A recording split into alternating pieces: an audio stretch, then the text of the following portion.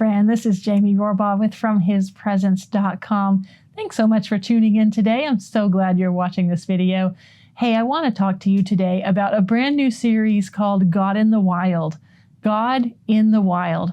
I'm talking about this because I love nature. And you know what? God created all of nature, the natural world, the mountains, the hills, the valleys, the streams. God made these things. And He made these things to show us how good He is, to show you how much He loves you, and to help you get to know Him. Everything about God's natural world tells us something about who He is, because when you're a creator, your creation manifests and releases the thing that is on the inside of you. You know that if you're a painter or a sculptor or a blown glass specialist or any kind of artist or creative person at all. But even if you're not a creative person, if you don't call yourself a creative person, I want to challenge you today to say you actually are creative, even if you don't give yourself any credit for it. But you are made in the image of God, and God is a creator. And God, when He created the world, He created it out of who He is. The created world is not God, but it does tell us about God. It is an expression of His heart. And so when you're outdoors, you can find out things about God. You can commune with Him.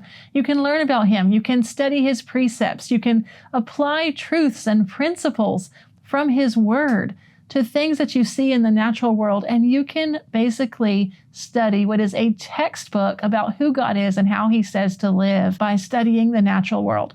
So we're doing a whole video series called God in the Wild, and I'm super excited about it. And I just want to give you a little intro to that today to show you why I am saying that God shows us who He is in His natural world, using His creation.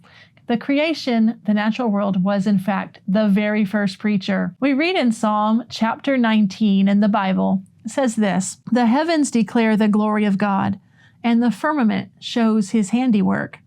Day unto day utters speech, and night unto night reveals knowledge. There is no speech nor language where their voice is not heard. Their line has gone out through all the earth, and their words to the end of the world." That says that God has ordained the natural world to actually preach His gospel. Nature is the first preacher. And because of that, you may have wondered, why is it that God can say that people who haven't ever heard about Jesus are still going to hell? Actually, it's because if they haven't heard about Jesus and haven't given their lives to Jesus, they have still heard about Him through the preaching of the natural world. They have heard about God, and they have been given the opportunity to know God and to submit to Him because of the preaching of the creation itself. Isn't that interesting? That is how the Lord tells us that men are altogether without excuse.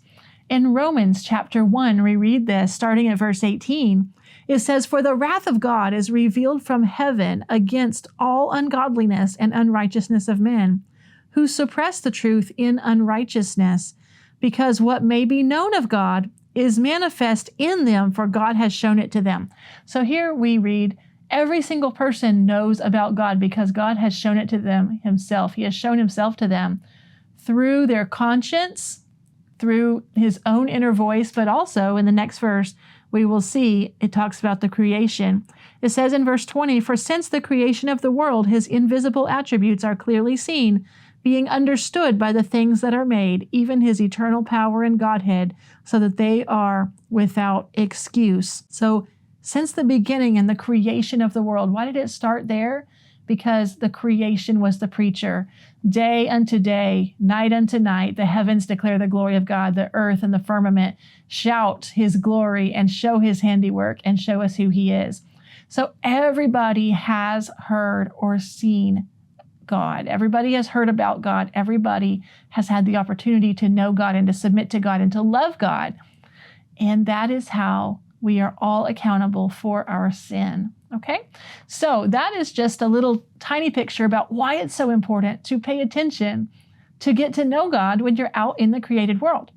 So we're going to talk in these videos about how you can see God and learn His principles in awesome natural places like Yellowstone National Park, my favorite place in the whole entire world. Grand Teton National Park. We're going to talk about God and theology and Dinosaur National Monument, just amazing places across the good old US of A And maybe even eventually we'll take videos from international travels too. Who knows what could happen? But the videos that you're about to watch in this series will encourage you and I hope inspire you to get out and see God's natural world and let the creation preach to you and notice who God is, how magnificent He is through the splendor of the natural world that He's created. Okay, stay tuned. Watch the next video. Thanks for tuning in. Bye-bye.